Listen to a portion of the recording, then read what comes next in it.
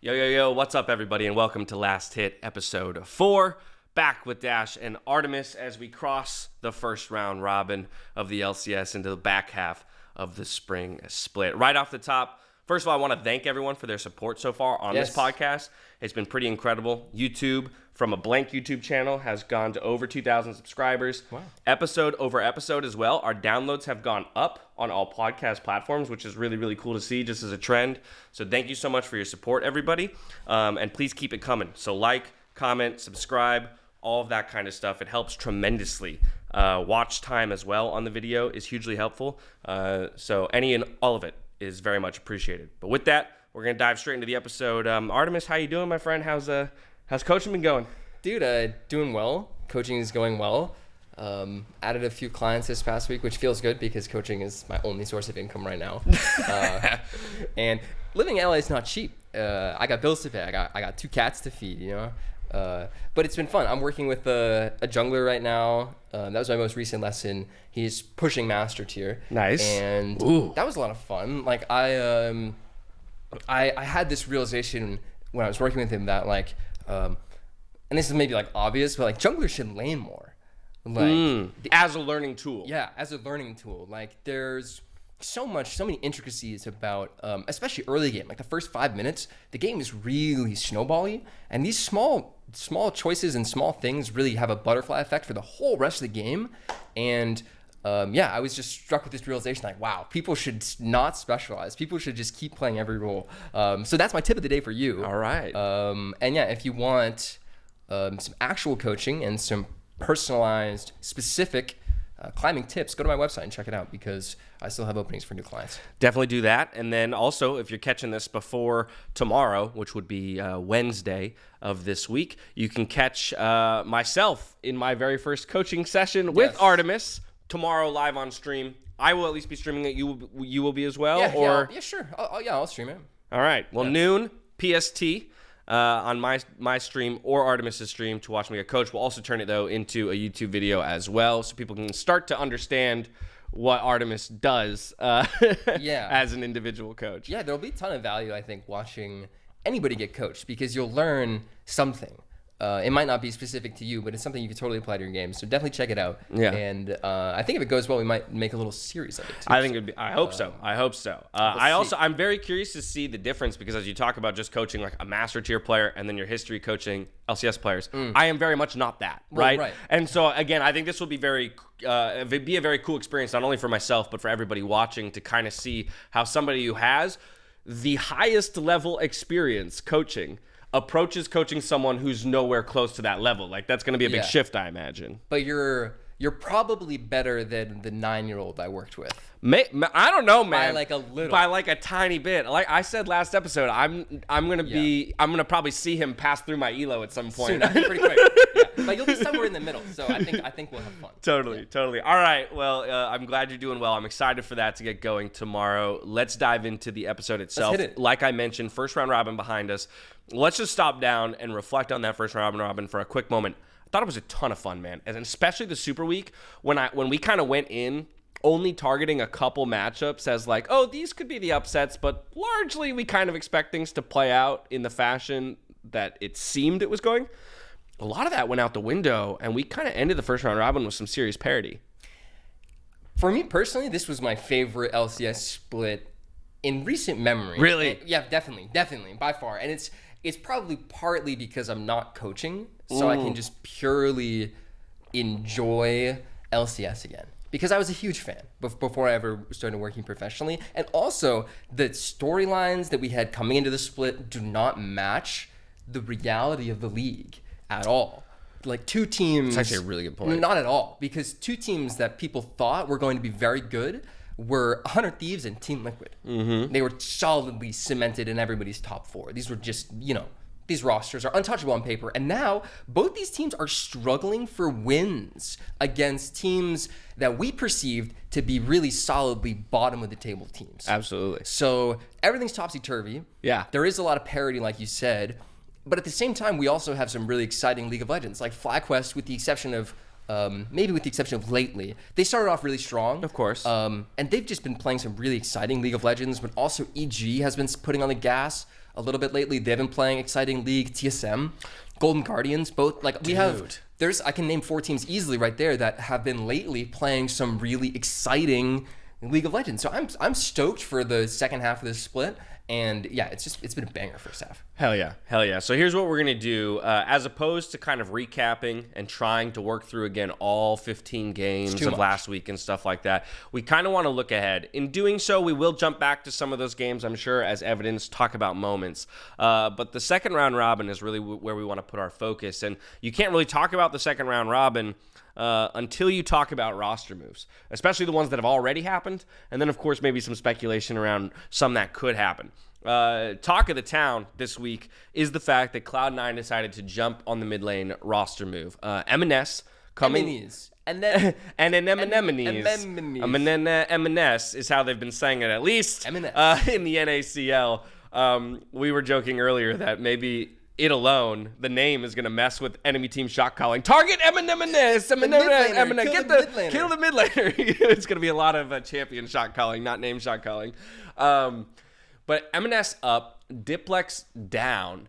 What do you make of that move, considering Cloud9's still, positive first half showing, but generally middling, I guess, if we consider maybe what the expectation is for that roster?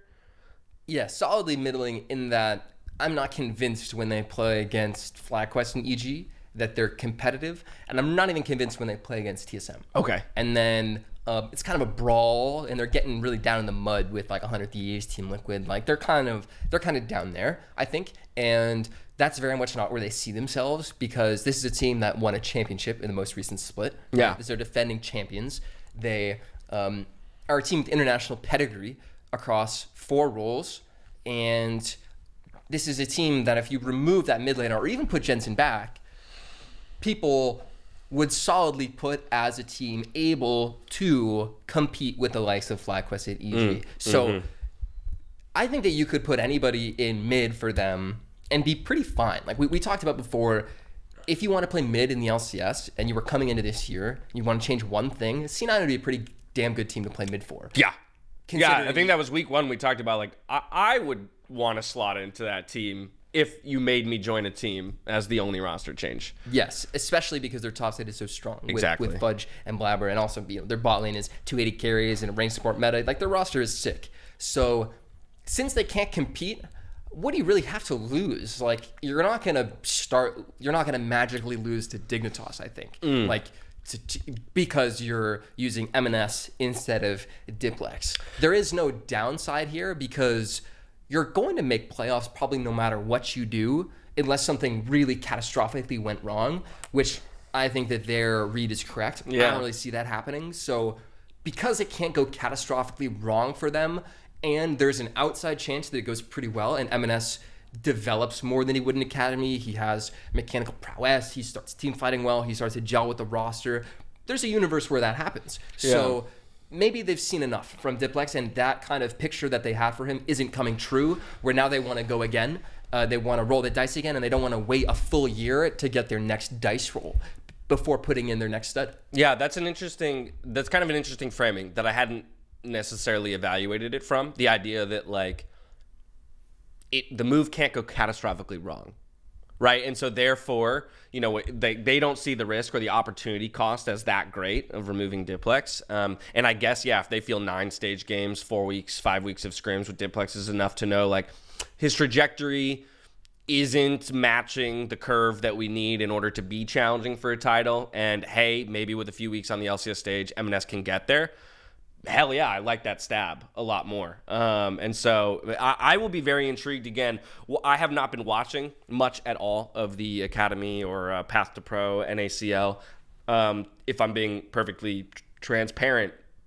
But I have heard that M&S is hard smashing kids, like absolutely hard smashing kids in the mid lane. So I am very curious to see if he can carry over that kind of dominance and aggression into the LCS, because we hear that all the time about Academy players, right? Absolutely hard smashing in Academy, and then they move up to the LCS and they instantly look like 10th in their role, which, isn't necessarily even a bad thing. You are stepping into the pro league. You kind of maybe should be 10th in your role, but sometimes they begin to flounder because they simply don't have the advantages they had before, and they don't know how to play without those. They've been so conditioned to play with them. So that'll be the thing that I'm tracking, but I'm kind of with you. I'm all for the move. If Cloud9 wants to make it, I think their season can't go so horribly wrong that they, dash their playoff hopes as a result. And so go ahead, take a stab at it. From there, though, I'm curious. Well, rather, I'll throw out my own. I wanted to talk about maybe other teams that should be looking at roster moves. And obviously, this is an easy one to jump at. It's the 09 team in Dignitas, right? But I'm not picking them just because they're 09. That's reason enough, if I'm being honest, is that you go winless in the first half of the split, 50% of your games. You should probably look to change something. But even beyond that, I would say that within the game itself, at this point, after watching 3 games with the intended starting bot lane, I think I'm ready to say Spawn needs some more time back down in the Academy League, or at least to do something kind of similar to this Diplex M&S move of just give another guy another shot, because it can't get worse. And I don't mean that to be dickish. I just mean that's a fact of life. Your season can't go worse at this point. And so you may as well take a stab at finding something great, unlocking something truly spectacular by just giving another player a shot on that stage. So that would be the team that I'm kind of waiting on bated breath for an announcement about their roster. I think so too. And if this was traditional sports, I think a roster move or a coaching move would have already been made. I think far more aggressively. In League, and especially in esports, or especially in League of Legends esports, I find that teams' management is actually pretty slow to make these kind of mid-split moves. So props to C9 for willing to aggressively make that move, because it doesn't come without risk, and it doesn't come without scrutiny and pressure, and it also doesn't come without work. You have to have people behind the scenes doing the scouting, doing the analysis, making that pitch, and really convincing people and willing to put their kind of their word on it, their credibility on the line, and say, I think this is better, let's make a change. It's a lot easier to do nothing. Yeah. For sure. It's a lot easier to do nothing. And so it is disappointing to see a team like Dignitas with the roster they have to come in, really do nothing on stage, and then management really does nothing behind the scenes, at least from what we've seen. So you never want to call for people to lose their jobs, and it's not like that. But in sports, a change of environment is a really significant lever that you can pull. And one of the ways that you accomplish that in the midseason is a change in the locker room by changing up either somebody on the field or somebody in the coaching staff. That's another good point, right? It doesn't have to be one of the 5 players that's on the Rift. Again, if you think you've landed on the right 5, but you don't have the system or the people above them to get them operating as one singular unit, then maybe that's what you change, if you still have the faith in the players itself. But point is, Dignitas 09, midway through the split, I need to see a change at this point, I think, to have any kind of renewed hope around picking up wins in the back half. Again, I think they're pretty done and dusted from a playoff. I know mathematically they're not, but they're pretty done and dusted for making it into the playoff picture in the spring season. So now I think it's more about the long term. And yeah, I would rather have you make the swap now on a player or a coaching staff and give yourself 9 more season games of practice, before you then retool towards the summer split or something like that. So we'll see. They still have time, obviously, and rosters don't get locked until the night before, so maybe they're holding it close to the chest before they do make some kind of a change.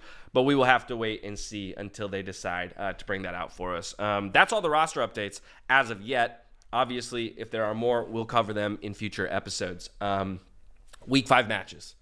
Back down to 2 days, everybody. So 10 matches, Thursday and Friday. We are not going to go through all 10. We have selected 3 from each day that we think are the most exciting for one reason or another, or at least just good matchups that give us something good to talk about. So we're going to go through those 6 matchups, which touches a majority of the teams. And we'll start on day 1, game 1. Second round robin, so the first re-meeting of teams, and it's FlyQuest versus 100 Thieves. It's Prince and Doublelift back out onto the Rift in the bot lane. FlyQuest took their first loss this last week, but to TSM of all teams. Can you say TSM of all teams anymore? Because TSM looks decent enough where it's like they lost to TSM. Yes, and I think you just dropped the all teams. So I think you can say that now that the first round robin is done. But the day that TSM was going up against FlyQuest, That was when they proved it. you had no right to say that TSM was going to beat that team, right? Fair. Like, you cannot walk into that game in undefeated FlyQuest and say, yeah, TSM's going to legit. So I think as soon as that game happens, you're right. I should not have included that phrase of TSM of all teams, because that game, in essence, was part of the proof we've had that TSM really is here to stay as a contender at the top half of the table in 2023. So that's a good point. But FlyQuest did take their first punch to the gut, and I think that that's something just to acknowledge, right, is there's now gods can bleed, right? We've shown gods can bleed. It kind of changes, I imagine, and maybe you can speak to this, how teams kind of maybe view like the mythos of an opponent, right? Like when you have an undefeated team in the league and your game is coming up against them, you're kind of like, oh God, how do we beat this undefeated team, right? You have this kind of, there's this mental warfare. There's a psychology that goes into it, even if you do ultimately as a competitor think you can beat them. But as soon as a team takes a loss, okay, like they're defeatable. I imagine it changes a little bit kind of your mentality and approach. And I wonder if 100 Thieves, after having lost to FlyQuest first round album, but seeing FlyQuest be beatable, now is very much like, no. This is winnable. We can do this. So I have some really firsthand experience with this, because on EG, we had one of the most dominant regular seasons in history in spring of what was 2022 spring? I believe. Last year's spring. Last year's spring, right? Yeah, So that's correct. spring. I think there were one game was dropped. I don't remember what we did. Yeah, you guys had nasty regular season. But losing a game was almost a blessing for us, because the longer you go undefeated, the more it kind of sticks out in the back of your mind as like we still haven't lost yet. You're thinking about and it. It's almost, you're thinking about it. And you're almost like waiting to lose. And then you lose, and we were all relieved. We were like, oh God, like finally, like we lost. We can get back to work. Wild. And because like the narrative is gone. And it's annoying, and it's distracting, and it's not relevant to your job, but it ever grows bigger the longer it persists. So I think that they were probably on some level really happy to lose. Okay. I think that FlyQuest, if anything, will only improve from this, because their practice will become more efficient. Just this cognitive load of this undefeated season thing is gone. I'm not worried for FlyQuest at all. I think that other teams should be more worried that they did just drop a game, because now it's just easier for them. Yeah. And I think that they'll get back to playing the kind of league that I expect them to play, because before the Super Week, I was saying, is this team as good as G2? Can we ask? Right. Can we ask, is FlyQuest in the conversation for best team in the West? I thought it was maybe reasonable to have that conversation. Now, after looking at what G2 did in their playoff series, and now looking at FlyQuest dropping that game, it becomes harder to make that justification. So I want to see FlyQuest bounce back and really play it to their standards, because this is a team that thinks very highly of the kind of League of Legends that they can play, not only in domestic leagues, but also internationally. So with that, bounce back. Okay. Show me what you can do, because this 100 Thieves team, transitioning to them, really has not shown me anything worth talking about. No. They had 2 decent wins with a protected double of comp, where they did largely nothing in the mid game. They didn't have much impressive macro, and then after those 2 wins, they had a nice 0-3 Super Week where they continued to do mostly nothing on the Rift in those games. There was a lack of mid game macro at all. There was no control of sideways from Tenacity, who was just constantly sitting mid, bleeding XP on weird timers. Just really uninspiring League of Legends from 100 Thieves. Just not very good, to be honest. Yeah, you beat me to it. You beat me to it in the 03 Super Week for 100 Thieves, because for as tough as it may be to lose your first game of the split, to lose 3 in a row there to close out your first round robin, especially when you consider the egos on that team, which believe they are the best, that's a tough one to stomach. And so definitely the rebound for them, I think, is going to be a little bit tougher. And with your first opponent on that rebound being FlyQuest, again, now in the back of your head, you're thinking 0-4. Oh my God, we slipped to 0-4. And then, our game after that, the next day, which we will talk about, is against Liquid. That's an interesting one, too. Again, one you're expected to win, but if you've already slid to 0-4, all of a sudden, God, it's anyone's game. That's not easy. That's not an easy game to win. No. By any means. No, we'll get into that. We'll get into that one. But I want to come back to your point, too, about Tenacity, because I think that was really what got exposed this week in Super Week was the inability to play side lanes effectively with the team, right? Again, like Tenacity has impressed me in his champion mastery and his individual matchups, right? His ability to pilot either winning or losing matchups in lane, things like that, I think he's done pretty well. It's as soon as we get to the point where we're either needing to team fight and he's off farming a wave at the wrong time, or he's grouped with the team and both of the side waves are getting shoved in and we're, mid lane A-ramming, and instead we should actually be extending pressure somewhere and moving it around the map. And so we'll see if they've worked on that. It's hard for me to believe that a team led by Closer, Bjergsen, Doublelift wouldn't have that kind of macro understanding and maybe be able to like puppeteer him. Like, should Closer not be able to say like Tenacity or Doublelift, we need Tenacity, we need you in the side lane, and where's the breakdown here? Who's responsible? I know, again, we always come back to it's your mouse, and Tenacity does need to know what his job is, but it's a team-wide effort here to control the side lane, to get vision control. Oftentimes you're doing that through side if you can't get control through mid. So that is definitely not on him. Okay. Definitely not on him. It is not like he just doesn't understand something and that's why 100 Thieves can't do this. It has a lot to do with the intention of the support jungle too, and it has to be the team-wide intention that you're going to get this side lane prio and you're going to translate that side lane prio into vision or vision denial, and then you're going to translate that into mid. That's like a 3-step process with maybe 5 steps in each process, so maybe 15 mini steps. None of that's going to be communicated in game because it would take far too long. These guys aren't micromanaging each other. They're just making high-level calls like that, like kind of like the move, the chess move, but they're not talking to each other about the details about how you fill it in. So those details are what you need to talk about in VOD review and practice, so that when you get on stage and you say, okay, guys, we need fucking vision, it's that easy. And now my support jungle know, okay, Tenacity's on Jax, we're going to get this side lane prio, I'm going to hover here, I'm going to clear this ward on this timer, so he can push this wave, and now he can move with me, so we can clear this ward, so now all 3 of us can move to mid and then push this wave together. You see that?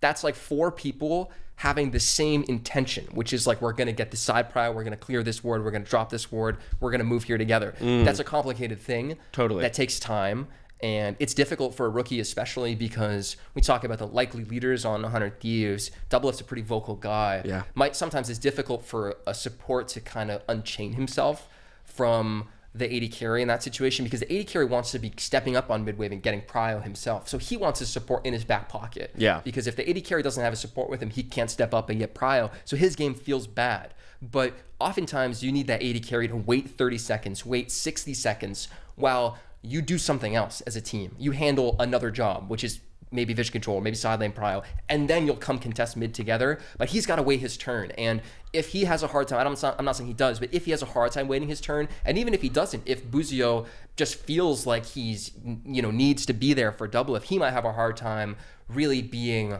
aggressive enough with his body and with his positioning to help Tenacity get the necessary side lane control. So it's complicated, and we don't know why it's happening from the outside. We can't know. They're going to know, because they're going to talk about these details in practice about why they're not standing in the right place, why they're not clearing the right ward on the right timer. And then once you miss that timer, you're now locked out. Yeah. And you have to essentially wait for the enemy team to make a mistake. Putting you on record here. FlyQuest 100 Thieves, who you going with? It'll be FlyQuest, and it'll be dominant, because you do think it'll be dominant because they don't have much to fix. They just need to return to form, not take themselves too seriously, not take the loss too seriously. And then 100 Thieves had a lot of work to do because of what we saw from them in that Super Week. That's a complicated thing to try and fix. I don't have much confidence they can get it done in a week. I also just think it's a good matchup for FlyQuest, stylistically. Like, I think TSM was a team, funnily enough, more suited to taking down FlyQuest than 100 Thieves is, just by the way they play. Like, Boogie will get more done. He'll attack more aggressively, let's say, than Closer will. At least from what we've seen in the split so far. So I'm with you. I'm going to go FlyQuest. I do expect this one, though, to be a little closer than their first meeting. You think? But I don't know if that's just because their first meeting kind of, if I recall correctly, kind of got off the rails. Was that his Ezreal game? Prince's Ezreal game? I do not remember this. If I recall correctly, it was, and that was like his 11. I think it was his 11 killer Ezreal game. It may not have been. I may be misspeaking, but if I recall correctly, Prince kind of got off to the races on that one, and then it was very obvious. I do remember it wasn't close. That in like an AD carry matchup, it was like, oh well, Prince is ahead, so he's gonna win. All right, there you have that one. From there, we're gonna skip game 2 on day 1, and we're jumping to game number 3, Golden Guardians versus Cloud9. Cloud9 hot off of a roster swap, and Golden Guardians hot off of a sick close to their first round robin. Yes. I am so excited by this Golden Guardians team, and I'm going to say it right off the top here. They get the win. They get the win over Cloud9.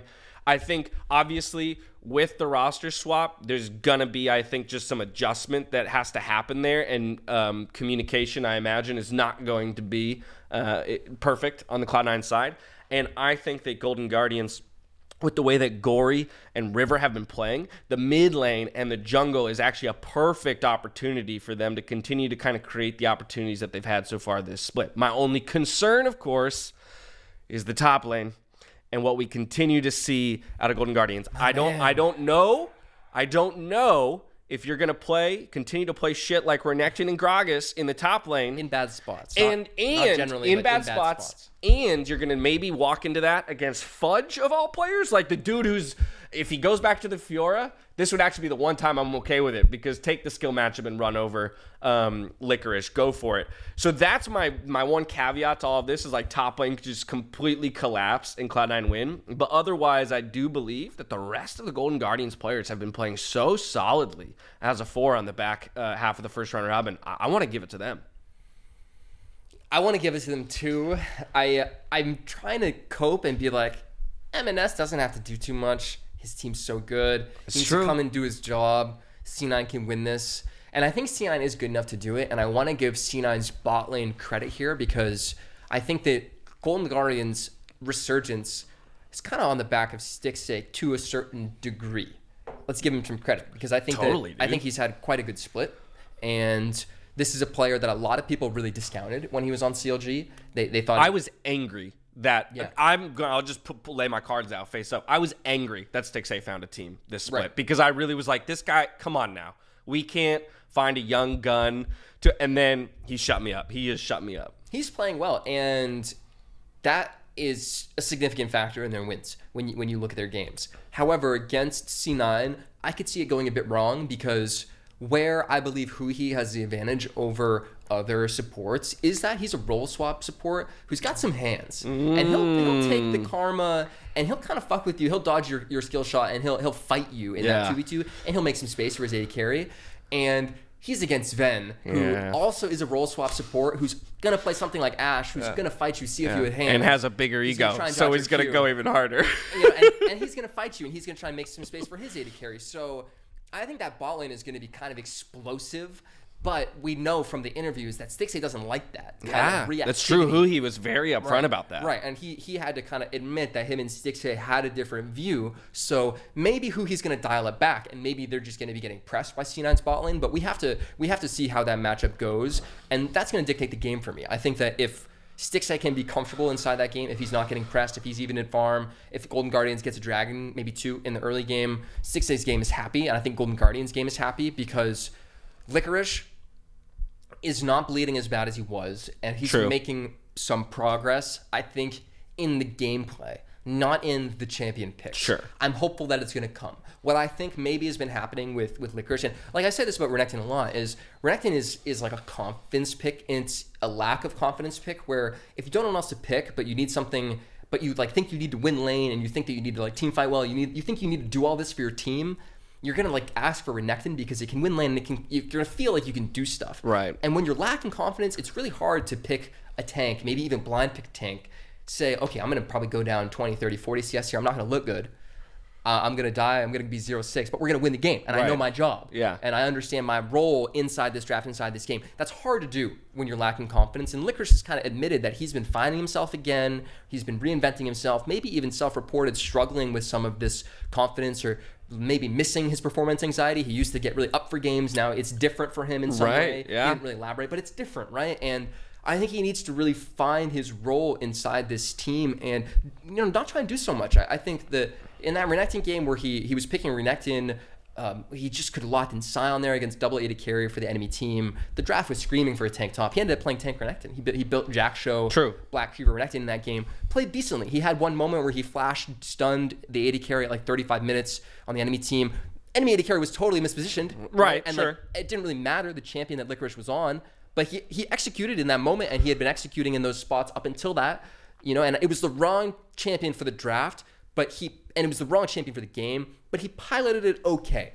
So I want to keep seeing that evolution from Licorice, where now I want to see if the confidence will allow him to sacrifice for his teammates. Yeah, I love that point, because I'd rather see a player make the right play on the wrong champion than make the wrong play on the right champion, right? So at least we're seeing it out of, again, like if we're talking about just improvement and wanting to have some instilled faith in a player or team. All right, if I don't love the draft, I don't love putting Licorice on this champion, but I still watch him pilot it at moments intelligently and understand his role, that's a positive. Yeah, I just stop picking a champion that's only relevant every 4 minutes when he has Flash. Like, that's, I mean, and hey, if you want to listen to us complain about Renekton, come watch the co-stream every Thursday and Friday, because Renekton will certainly continue to get locked in, and we will continue to complain about it and point and laugh during team fights when they ult and walk back and forth and take 2k damage and then leave the fight and do no damage. That's my favorite. Renekton ulting and flashing out. How many times have we seen that stream? So many times, dude. I was losing my goddamn brain. I don't hate the champ. I hate the way it's drafted by coaches in LCS 9 times out of 10. Yeah, exactly. It's not that there's never a place for it. That's not the point we're making. No. It's just that it's picked way too often and we don't like how it's generally played and what it's played with. Anyway, okay, Golden Guardians. My final prediction. Yes. It's Golden Guardians. I can't doubt the boys. I can't doubt the boys. For some reason, I'm feeling them. I'm glad you're on my side, because your prediction record has been so much better than mine. So has it? I'm not keeping track. No, well, I haven't been keeping track of all the numbers, but without a doubt, 20 for 20. I was gonna say last 20. I don't remember. Your Super Week was like perfect. Yeah, I think I had a perfect Super Week and then a perfect. Or maybe there was one. Well, you didn't predict that TSM would be FlyQuest, I guess. So it wasn't a perfect Super Week, but still, like, I'm doing okay. No, you are smashing it, and so it makes me happy that so far we're in lockstep. All right, it's funny, just quick. Yeah. I get follower notifications on Twitter, and I have so many new betting websites and like esports betting people following me on Twitter recently because you're doing your predictions. Because of my predictions, and they're these fuckers. They're getting my expertise for free, and so if you're an esports bettor out there, just know that the lines is being cooked into the lines now, guys. That's pretty fucking. But still, funny. Follow me on Twitter if you want to know where to place your money. I guess too good. Because the betting companies took note. Third game of the week that we're going to talk about is the fourth game on day one. It's TSM versus CLG. For me, might almost be matchup of the week, only because, again, of just kind of the story of these two teams throughout the split. 2-0 opening weeks into really dismal week 2 and week 3, and then a little bit of or great resurgence in Super Week for both teams to kind of land with each other right in the top half of the standings and like solidifying themselves as competitors. So I think just by virtue of the narrative and the storyline and kind of how they've almost mirrored each other in a lot of ways through the first half, it makes me excited for this rematch. I'm psyched for this game. The more I think about it, the more I think it's going to be so competitive. Like, this is a really, really fun game for me because CLG feels like they have a lot to prove. They really want that one back. That game against FlyQuest, they really want that one back. I'm telling you, if you look at Dokka's reaction after that game against FlyQuest, man, he really wanted that one back. Like, he felt like he was in it, and they were in it for the whole game, but they were bleeding so hard. Vikla was just dogging Palafox on the Yone versus Silas. It was kind of ugly, and the reason why I think that TSM is going to come out on top in this head-to-head matchup is because I think Maple is just going to handle himself in this game. I don't think he's going to have any trouble with the Contracts Palafox pairing. I think that him and Boogie are really going to take it to Palafox. And after that happens, I don't have faith in CLG to win the game because of how they lost it to FlyQuest. I think it's a pretty... it was like a rather textbook way to lose. It sucks to lose this way, but they almost lost through one champion, one role. Yeah. It was really a mid gap. Mm-hmm. Like they were suffering in that game all game, really, really hard, and the game was happening so fast. They were bleeding so fast, and it was because Yone was like solo diving people under tower in that game. This is a matchup where I think TSM is pretty heavily favored, despite the teams being pretty close in skill. I think they're tight. Okay, fair enough. I agree with you. I'm going to also give this one to TSM. Just slightly, though. I do think this one will be closer than their first meeting. In part because I really disliked the draft of the first TSM CLG. So CLG, this was the mid lane Palafox Jace with the Renekton top for Dokla. And they played it into Elise, Sion, Silas, Lulu, Sivir. It was just like a really, really solid TSM team comp where Boogie gets Elise, he's active, and it was Jace mid, Palafox, and Renekton top lane. So then you had a Scion. I don't love it. Right? So against a Scion. So solo again, right? So that's what I'm saying. It's already primo TSM comp into... That was CLG moving away from their scale drafting and into like, let's do something early draft, but also draft all AD. And give TSM exactly what they had a Zeri, but yeah, it was very strange to me. So I think they're going to just draft differently and give themselves a few better options. I really like Dokla on the Aurelia. Now, I'm not saying you can play Aurelia in every game, but I am. Pick it. Well, fuck it. Okay, great. His Aurelia is we've got Artemis's approval. I think if you can, I mean, if he's the Zeus of NA, just fucking lock it in, dude. Yeah, hell yeah. People should respect it. I at least prefer that look, is what I'm saying, because it is a playmaking champion, and we've seen him play it well. Just really, really good call out on draft, because will teams adapt and draft enough to keep Maple down? Because he keeps getting his Talia. That's one. Dude, his Talia is so nasty. He's pumping damage in team fights. Like, this is a champion where not only is he pushing mid and getting active early, but he's pumping in late game team fights, and he's carrying late game team fights with his damage. And whenever I see that, a pick that's so warped, like, you're telling me this pick is not only pushing mid and doing stuff early game. This is an active early game pick. There's also a hyper-scaling teamfight damage champion that's also carrying teamfights. That's very long range. That's very long range, and it also has a semi-global ultimate. Yeah. And it also has CC. Really good follow-up. So I'm trying to think. Yeah, that's true. It's a fantastic follow-up CC. Right, fantastic. So this champion is doing too much for me. He's doing way too much inside the game on the pick. Make him choose. If he's on Azir, he can carry the game, late game team fights, but he's not going to be as active in the early game. So make him choose. That's one way I want to see TSM attack and draft. Don't give Maple Talia anymore. Yeah. I don't want to see it again. Right, here's another champion. For now. Yeah. Make them prove that they can win without it. Funnily enough, another champion that checks a lot of those boxes, but I'd rather see him get forced onto, is the Galio. Oh, I thought you were going to say Rise, but I like also it too. that. But both semi-global ultimates. Mm-hmm. Both, exactly. So they both have CC, but at least Galio and Rise are slightly shorter range, right? So they're more vulnerable if they want to get that damage in. And so, put Maple in a position where just force him to have extreme execution, right? Like, we know he's capable, but make him prove it, right? Just put him on the more demanding champion. So, I'm still on TSM, but I just think it will be closer because I think CLG is going to come in with a better draft than last time around. But I'm with you. Maple is too good right now.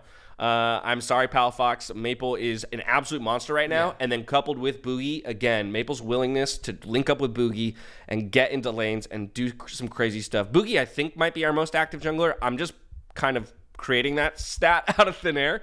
I would actually be curious to look at jungle proximity as well as like Cape will say at 15 for junglers, but I'm willing to bet Boogie is pretty high up there in the jungle rankings for both of those things. Spends quite a bit of time getting into lanes and being involved with kills and assists. I'm giving that one to TSM. Let's move on to... So those are our 3 day 1 matchups that we're going to talk about. We've got 3 more matchups, but we're going to jump to day 2 here to talk about these. Game 1 of day 2 is TSM versus Cloud9. So it's another TSM game. We're jumping straight over. But again, it's a Cloud9 with a roster swap in the mid lane. And this is why I'm going to immediately go to a TSM victory, which actually means I'm predicting a C9-02 because of the Golden Guardians on day 1. But I'm going to go TSM victory, and I'm literally just going to steal your point from the CLG matchup. Go ahead. It was great analysis. It was fantastic analysis. But I'm going to go. It's Maple, and you're pulling up M&S, and you're going to put him up against a top 3 mid laner in the league right now. Good luck, my friend. Good luck. It's not even a top 3 mid. It's an international top 3 mid. This guy's been around the block.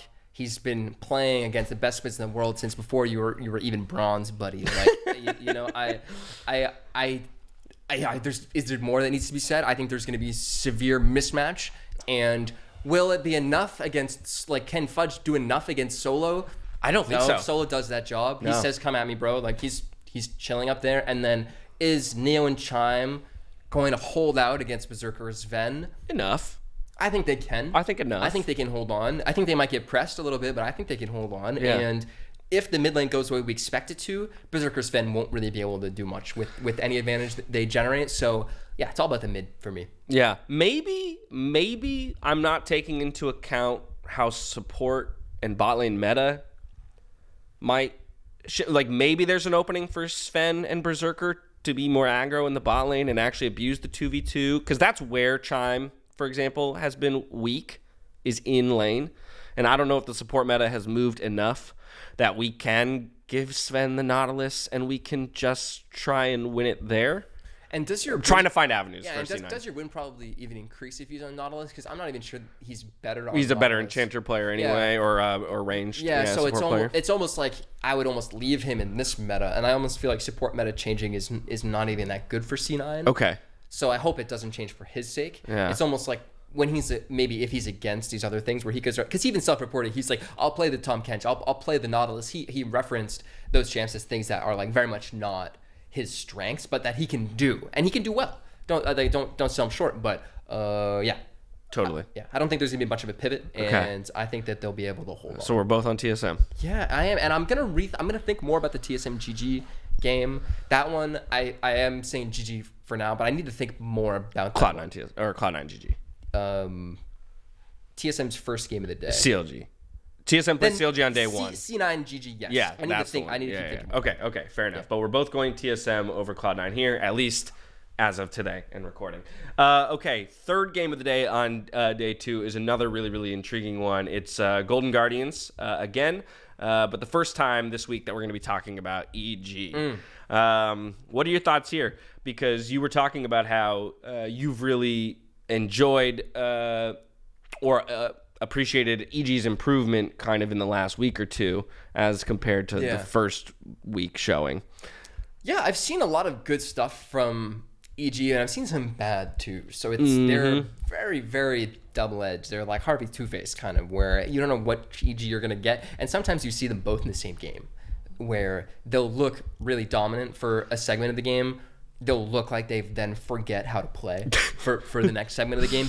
And then they'll kind of pull it together and win. Like we saw them backdoor at Nexus, right? Against 100 Thieves to beat 100 Thieves. Yeah. The classic It was a good call for a Nexus trade. It was and also a bad call on the other side. Bad call. and also, if you guys were watching our co-stream, you would have seen me screaming for EG to make that play actually, for 10 minutes. For a solid 10 minutes. And that play was on, guys. There was a... Well, because they were messing around the dragon with the top inhib open, and that's when you were talking about it. You were talking about, like, boom, just shove through top lane all 5. Give up the Drake. So not relevant. There were significant weaknesses in the map state with only one Nexus turret, with top inhibitor exposed, that EG was really failing to attack in the state of a dragon spawning. They weren't not recognizing that they could just attack topside, force 100 Thieves to defend on topside, and then rotate away and go somewhere else. Right. And they were really, it's seeming like they were missing this kind of late game, this concept for me. Hopefully they can fix that. It's kind of small, but it was really obvious in that game. It really stuck out because it just happened to be relevant. It was kind of randomly relevant inside that game. But they've also had some good looks where in the game where they played, they were playing Jhin with Jace mid and Maokai jungle. They were playing Jhin Karma, Jace, Maokai, and then their top laner I think even somebody was playing a tank in this game. I don't remember the exact draft, but it was a really beautiful poke control composition with the Jace and the Maokai and the Jhin and the Karma, and Jhin built full lethality to follow up the Jace and the Maokai. So it's just a really good understanding of how to play that composition where anything hits. If a Maokai sapling hits, it's going to be followed by Jhin W or Jhin ultimate with the Jace shock blast, with the Maokai ultimate. Like it was just a really well-constructed team comp, and they actually kind of dominated a lot of phases of that game with that draft. So I liked it. And I want to see them keep being creative in draft, and I want to see them keep testing themselves, because I think the EG is a real deal. And the way we've seen them struggle is they just, for kind of like, are missing one piece of how to progress the game quicker. But for me, it never feels like they're going to lose. Even in that 100 Thieves game where maybe other people, like I saw like people on Reddit, even like I think casters were all like, wow, like 100 Thieves was like winning that game. They were in like winning position that game. Like it's crazy, like all this stuff. And for me, I was never worried watching that game. I never felt like 100 Thieves had a chance inside that game. Yeah. So yeah, I need to see EG prove it. And I think people really aren't sold on them. So they still have some work to do. I'm going to go with EG as well, but I want to jump on the point you made about how, like, at times, like, there are gaps in their play or whatever, you know, for, like, moments in games or, like, a minute span or something like that. And that's actually, in some ways, exactly the reason why I'm I'm still predicting the over Golden Guardians is because I don't think Golden Guardians is the team to abuse those moments, if that makes sense. Like FlyQuest, for example, could maybe take advantage of that 1 minute span where you start to lose your head and you let the macro drop, or somebody gets caught out, or you're just, things like that. Or you give a team 10 minutes, extra minutes in a game when you could be closing through the top lane and they're scaling or something. And so that's kind of why I give it to EG still, is because even with maybe those few lapses in their game, I don't think Golden Guardians as a full 5-man unit is going to be strong enough to take advantage of those windows and come back in the game. I will just mention, though, that this is a week 1, day 1 rematch. So it's been a long time since these teams met. And that just in and of itself kind of intrigues me, that it's one of the matchups, like the rematches that we have, that's had the most time between teams meeting. And I do think Golden Guardians is much better now than they were in week 1. Again, I don't know if it's enough to close that gap, which is why I'm still predicting EG overall. I think JoJo is looking better here in week 4, moving into week 5 than he did in week 1, where it felt like a lot of limit testing and losing our brain for a moment. And so therefore, I think like where I normally have a lot of faith in Gory and River, I just don't think they're going to get as much as they normally would want to get against Inspired and JoJo. Yeah, I think that's fair. EG is a team that's hard to attack, if anything. There's not like an obvious lane to attack for them. Yeah, also, I think you mentioned right off the top, like EG has been one of our most explosive and dominant teams. Again, even though some of the games have looked, knowing what our image of EG was from last year, we're disappointed. But let's remind ourselves that if you look at like gold lead statistics, this is one of the teams that really generates a lot of gold really early and sometimes insurmountable leads just by 15 minutes. So I'd expect them to kind of do that here. One more game to talk about on day 2 before we close things up. It's Team Liquid versus 100 Thieves. It's the 4th game of the day. Ew, ugly. These two teams both went 0-3 in Super Week. Both these teams. And both these teams were expected to be a solidly top 4 in our preseason expectations. And remind me, 100 Thieves played FlyQuest, so we're expecting them to lose. Yeah, day 1 so they're going to play FlyQuest, and then Team Liquid, who does Team Liquid play day 1? Team Liquid on day 1 plays Immortals. So, and we didn't talk I don't even know if I'll say I was about to say expected win, and maybe I'll still say expected win. But that might be underselling Immortals, man. Totally. That is actually, that's a closer game that you might like think. At most, that's like a 52-48% game if I'm going to give it to Team TL. Like, that's a very losable game. So, to your point, both teams could be coming into this day 2 matchup as on 0-4 runs. And even if both teams aren't, I think 100 Thieves certainly will. I think they certainly will lose to FlyQuest on day 1. So, complicated game for them because is Team Liquid the kind of team that can punish you if you don't know how to play side lane? Honestly, yeah, kind of, because they have Summit, and Summit, I'm not convinced he knows how to play side lane because of how frequently he seems to get caught in them. Yeah. But if we're just talking about, like, if the game was a 1v1, sure, we asked all players in the league, who can pressure their 1v1 on like a side lane, with top lane champions in the meta, like the hardest, he would be probably universally the answer, or at least in the conversation for top 1 or top 2. Yeah. So, yeah, he can maybe do things in this game, and I think that's your only way. Yeah, I think he can do things in this game, and the way Team Liquid have been losing games is they're just getting out team fought because their rookie carries are not. They're not pumping, for lack of a better word. Jan is not stepping up at the right timers, and Harry is maybe doing a bit too much. I actually have I take more issue with Harry's play so far in the split. Jan's had some really nice games. Jan has had some good ones. And again, both we know. I understand. Caveat or asterisk, we understand both these players are young, they're developing and all that. Not just shitting on them to shit on them, but it is a reality that when both of your main carries on the team are your youngest players, that you're gonna get some of those really high highs and really low lows as they're learning. And I think for Harry, I have seen more game losing plays in a sense out of him with like Azir shuffles, not respecting flashes, and so we're blowing big cooldowns and overextending ourselves in team fights and ending up getting caught as a result because we're not tracking summoners, or we're getting panicky and we're going for the big play or something like that. And so again, like, I'm gonna go with 100 Thieves here literally because you have Bjergsen and Doublelift the longest standing carries in the history of the LCS versus two of the newest carries in the LCS. And I think just because of that gap, you've got 2 decades worth of experience cumulatively between Doublelift and Bjergsen, if not more. And then you've got a few years between Jan and Harry. And so I think just when it comes down to team fighting, it's going to be 100 Thieves. Again, I'm with you that Summit is the one way. He's the one wild card.